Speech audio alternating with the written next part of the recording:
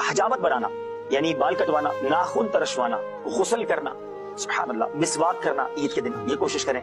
वैसे भी हर वजू में करें वरना ईद के दिन स्पेशली करें। अच्छे कपड़े पहनना, नए हो तो नए वरना कम से कम धुले हुए कपड़े पहनना, खुशबू लगाना।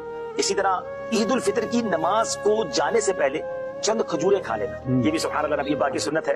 3, 5, 7 कम बेश खा लें, ताकत ऑड नंबर्स में आप खजूर खा लें जाने से पहले। ईद उल अजहा के दिन अफजल ये है कि आप कुछ ना खाएं, ईद की नमाज पढ़कर आकर कुर्बानी के गोश्त से इब्तिदा करें। लेकिन ईद उल फितर के लिए मीठी ईद कहते हैं ना इसको, तो जाने से पहले कुछ खजूरें खा लें, सुभान अल्लाह। और इसी तरह जब ईद उल फितर के लिए जाएं तो आहिस्ता आवाज में तकबीर पढ़ना। ईद उल अजहा के लिए जा रहे हैं तो बुलंद आवाज से पढ़ेंगे, तो तकबीर भी दोहरा देता हूँ, अल्लाहु अकबर, अल्लाहु अकबर, ला इलाहा इल्लल्लाहु वल्लाहु अकबर, अल्लाहु अकबर वलिल्लाहिल हम्द। तो ये पढ़ते पढ़ते जाएं, हल्की आवाज में पढ़ें, इतनी आवाज में पढ़ें कि आपके कान सुन सके। अच्छा, इसी तरह ईदगाह अगर हो सके तो पैदल जाए, ठीक है। सवारी पर जाने में भी अफजल हरज नहीं है, मगर जिसको पैदल जाने की कुदरत हो और ईदगाह करीब है तो पैदल जाना अफजल है।